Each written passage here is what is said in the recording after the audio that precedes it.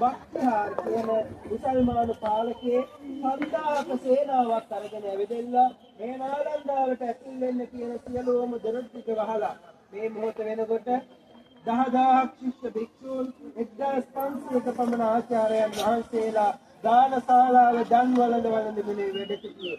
ඒ සියලු දෙනා වහන්සේලා දන් වළඳද්දී මේ කීර්ති බක්තිහාර ඇතුළු සේනාව මුළු දානශාලාවටම පිහිටුවනවා.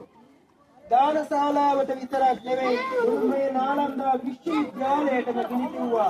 නාලන්දාවේ හදවත හා සමාන පුස්තකාල තුන රත්නදති රත්නසාගර රත්තරන්ජනේ කියන පුස්තකාල තුනට ගිනි තියෙනවා. පුස්තකාල තුනේ තිබුණු පොත් ටික විතරයි ඒවසෙන් භාෂාවේ සඳහන් වෙනවා. 6 මාසයක් පුරාවට දිවිගත්තා. භාෂාවක් දිවිගන්න නම් ඔයතරම් පොත්ක සම්භාරයක් දැනුම් සම්භාරයක් තියෙන්න.